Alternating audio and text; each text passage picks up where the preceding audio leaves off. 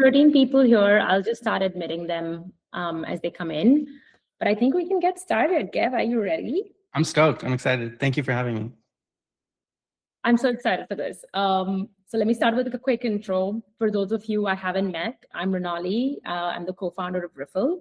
And since this is our first session of the year, I want to start by sharing our goal for Riffle in 2026.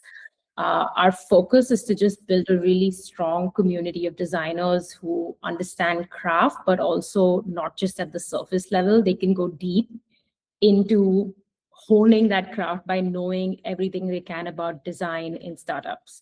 Our target is to grow this community to at least 1,000 designers this year, and then we can consistently make sure we match these designers to the right startups. On the founder side, our goal is to help you build clarity and confidence around the design hiring, and around the whole design hiring world. And that's why today this session is focused on you. Gev is going to get into the ins and outs of design hiring. And I'm so excited because he's also prepared some slides, and I'm going to just hand it over to him now. Gev, do you want to start with a quick intro, and then we can jump in? Yeah, for sure. So thank you very much for the warm intro. Thanks everybody for joining. I'm really excited to do this. If you have any questions, I'll stick around for Q&A after. So this is about why first design hires feel harder than they really should. So I'll introduce myself quickly. I'm Gev. I do fractional product and brand design. A lot of this spent with early teams in their journey. And I usually come in when things feel like really sticky, and I help unstick the founders. So if you're thinking about hiring your first designer, this is really for you. But also, there's a bunch of little nuggets in here too that I'm happy to chat through. So all of this, makes sense, like what founders expect, more output, faster shipping, better looking work, fewer days. Like this is why designers get hired. You're trying to move fast, and you're trying to stay aligned at the same time. And so there's this tension between speed and growth pressure, and then like clarity and alignment. And that's sort of the tightrope that design has to walk. So what actually happens here? This is where things like really slow down. Not because people aren't trying, it's because decisions aren't very clear. So work slows down, feedback conflicts. I think you've all been here. If you've ever hired or been hired, you feel like it's progress, not because the work is better yet, but because, the hard part is over. Your Figma files are going to get cleaned up, your devs are going to get unblocked, your marketing team's going to get assets. And it's just like, it's the best feeling in the world. Like we're ready to rock.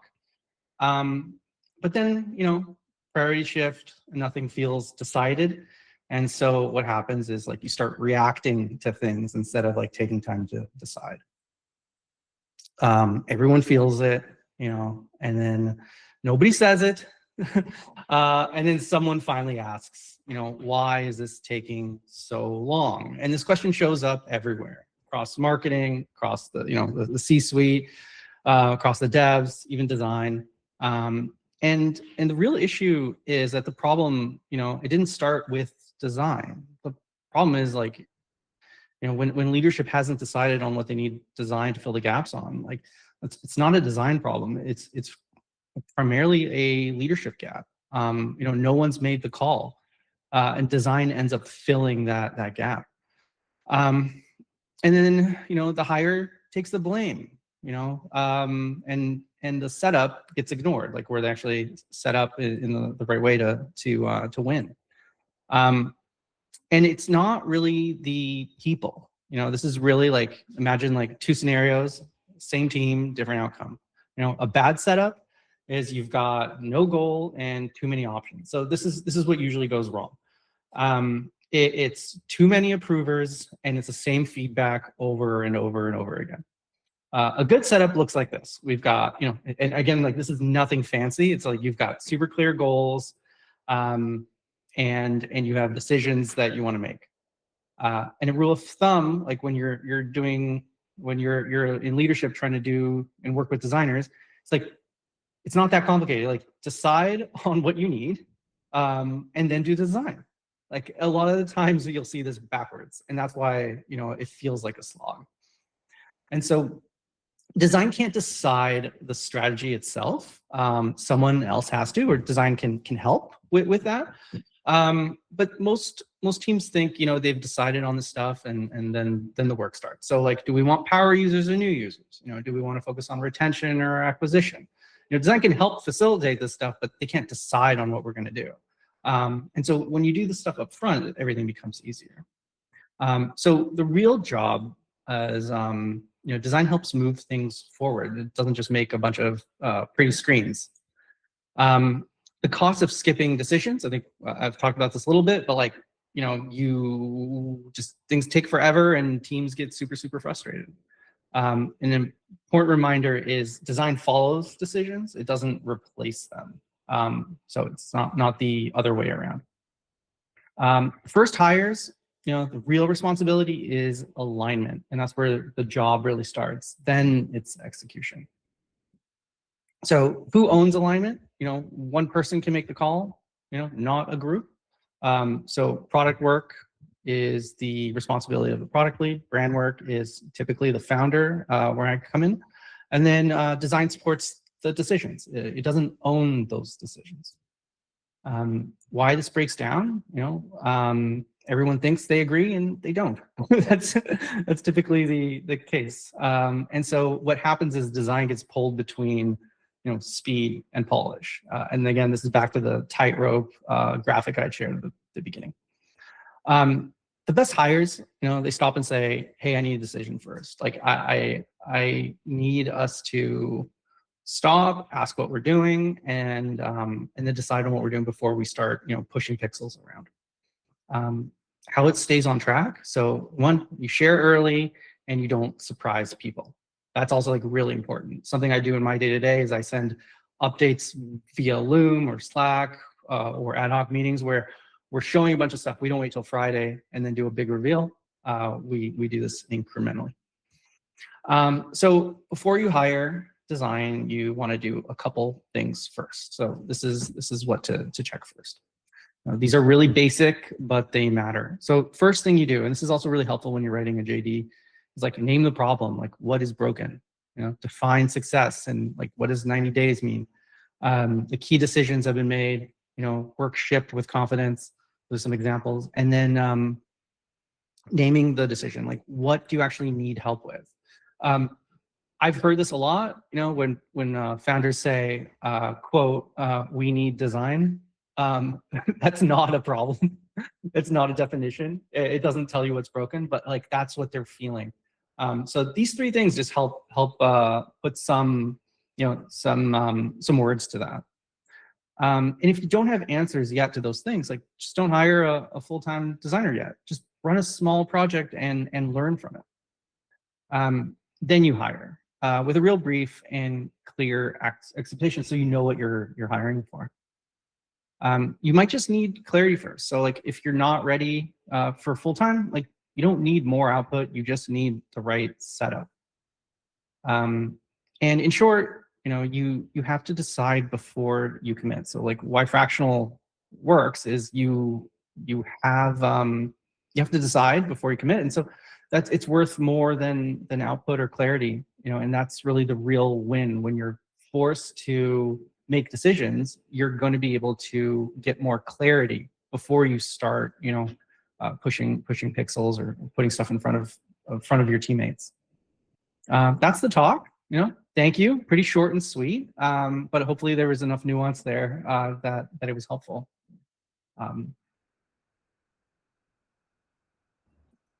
Thank you, Gev. I think that was great. Does anyone have any questions? They can jump in the chat. But to get you warmed up, I'm gonna just start broad, right? What is the difference between fractional design versus a full-time hire?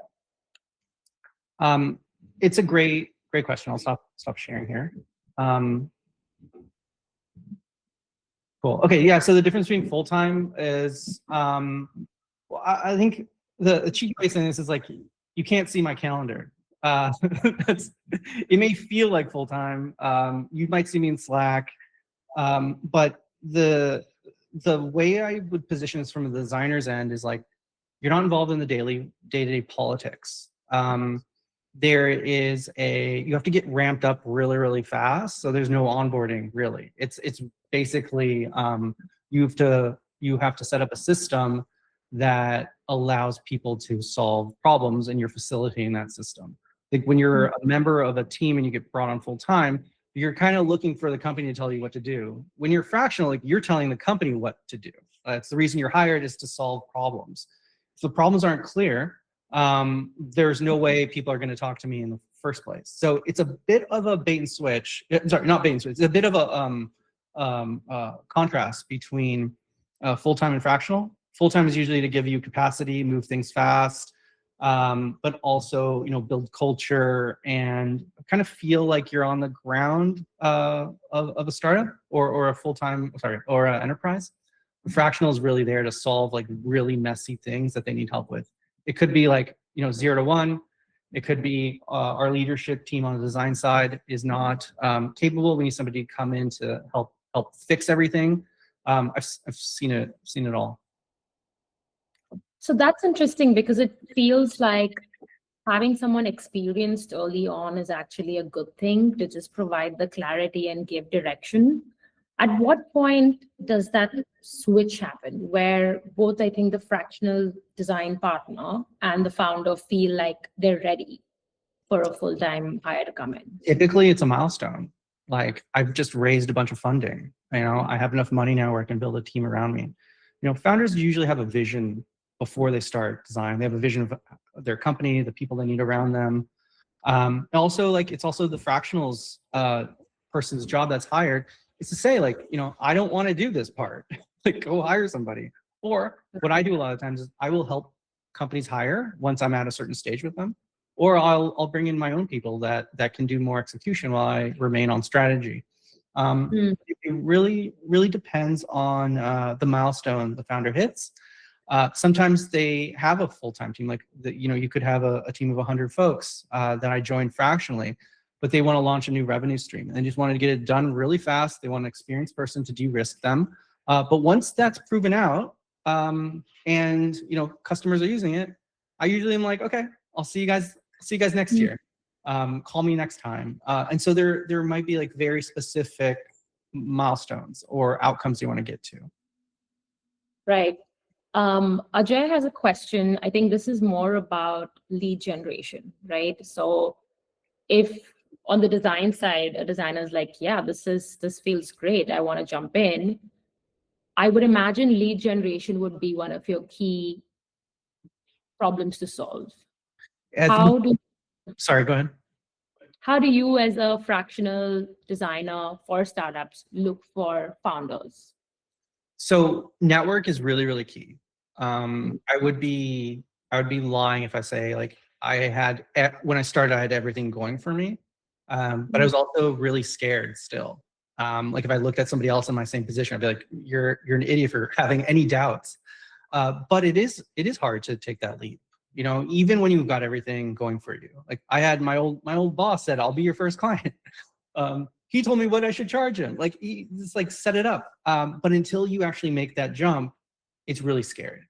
And so you actually don't know the power of your network until you try it. You can think about, so very specific advice. List out 10 to 25 people who can give you work, right? Like that's one thing you can do. It could be ex-colleagues that have seen you in your role. Could be bosses that you would want to work with again. It could be friends that you have that are, they're like, okay, I would like to work with these. The other thing you can do is, instead of starting to like pitch people your thing, is like make a landing page, ask those folks in your network for 15 minutes of their time to come take a look at it, not to give you work, but to give you an assessment. And typically what happens, if you've got 10 of those conversations, a handful of those people, could be like 2 to 3 folks, will be like, oh, I actually know somebody who could use your help. I could use your help. I have a project I've been thinking about. And that's how this stuff happens naturally. Once you start with those, like, let's just say 20 folks that you think could give you work, and you start having those conversations, it turns into a snowball. And so I've been doing this now for almost 4 years on a fractional basis. And the more you do it, the more people know about you. And it can take about, like, I've seen other folks, like my friends try to do this. It can take about 6 months to like really get started. And so what I tell folks, if like you're going from 0 to 1 on this stuff, go set some of your money aside, but you can't do both at the same time. Like you can't do a full-time job and do fractional. You can't look for a full-time job and do fractional. Like you really have to go in hard, because it is a real, it's a real time suck. It takes a ton of time, takes a ton of effort. That makes a lot of sense. I want to switch gears a little bit because we may have founders on this call, and I want you to speak a little bit about what is the language you use to talk to founders, and how do you get them? Because sometimes they're really young, this is their first design hire. They may not even know you like people in your design field know you. So how do you really get to them? I position myself as a thought partner.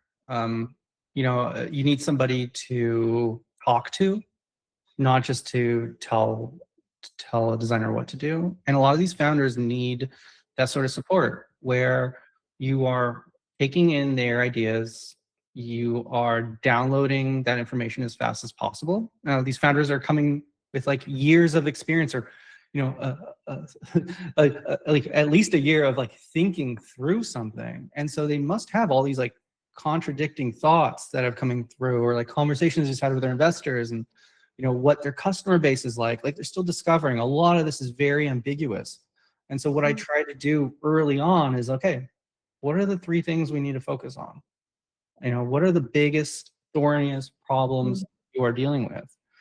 And then through there, I just essentially run a design thinking workshop crafted to those problems. And then what happens is, after you lay out that how might we statement, just like how might we solve this problem, the founder already has 6 to 7 ideas. Sometimes they bring in their co-founder, they bring in their CTO, somebody like that on the call who knows the system or knows the customers well. Those folks also have ideas. And what we end up doing is we start quickly visualizing those solutions of how to, and then you have this like large set of solutions. You start visualizing them, you pick the ones that you like the best, versus or you make trade-offs. And the portion of the help that I think is the most specifically helpful to the founder is when they can visualize the trade-offs they're making. I also get to learn a lot during that time, because those trade-offs allow me to understand like what's important to a company. So I come in with, again, like a fractional problem is like, you don't know anything. Getting that up front is really helpful, but also as you go through this, you start making assumptions, but you give options. You got to be like this, we do like this, we do like that. And the founders then will explain why an option is better than the other. And then you start having the info, and you can make the right calls, the second and third time you go through this flow. I think that sounds very similar to how we would work with the product team and the engineering team in big tech as well. But I think what's different is the speed. I think startups need to just go much quicker. Have you been using, firstly, how do founders prefer interfacing with you? Like if a founder, say, wants to work with you, what should they expect to be interfacing with? And how would you improve their speed to the next milestone? Yeah. I think the first thing I do is I tell the founders, like, I don't count hours. I'm really there to move you guys forward quickly. And what I need from you is to meet with me at least once a week for an hour, so we can review tasks that have been done, review like what's coming up next. And then it puts the onus on the founder to make time in their schedule for someone like me. I'm also on Slack, so they can ping me ad hoc, or I can share updates on Loom. And so the speed at which we operate, feels really quick, because one, you're really senior, you come in, you know what you're doing, your communication is on point, because you're sharing feedback, you're sharing things early on, so you get feedback early on, and you meet founders where they're at. Like if somebody likes the email, which I like honestly, but like some people just don't want Slack, they just send me an email. Some people are on text message, some people are on, on Teams, etc. you just meet them where they're at, and you don't really care about the tool they're using. You just want to make sure that the process that you care about, that you've crafted, and what works for people is malleable enough to fit anybody. And that's how you move things really, really quickly. I think that makes a lot of sense. I'm going to switch gears a little bit. How does a founder attract a design partner like you? Yeah. What do they have in place? I think it's funny because, like, you know, if you ask like a designer, how do you get the best design job? It's like you go talk to your friends that are working at the company. So a lot of times I've been introduced to a founder who's already talked to somebody who knows me. And so that way I have like they get a warm intro, and the relationship starts on like somebody's already vetted you. And that's where a lot of these networks, you know, these smaller design networks or product networks have gone. Like, you know, there's some Slack channels I'm a part of where people are always like, hey, do you know anyone who does this? And if you're part of that channel, like you've been vetted. So come in with a little bit more of a reputation. But if a founder wants to stand out, there are a couple things they can do. One, just look primo. Like, look like you care about design from your website, your logo. Like, you can just do that because high quality aesthetics will attract people who are drawn to that thing. Or you don't have that stuff yet. And if you're a founder, you want to attract designers, it's like, go talk to them. Like, don't make the cycles long. Don't put a recruiter in the middle. Like, just go have a position like, you know, we're doing now, except, you know, it's just one-on-one, and try to build a relationship. But and I feel go ahead. Yeah, asking your network is probably the best thing. Like posting online, things like that. Like, it's tough. There's a lot to sift through.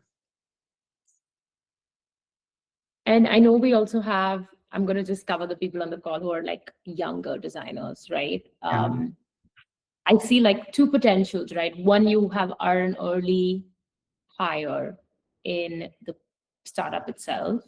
But then I imagine fractional designers like you also have a team who are working with the various clients.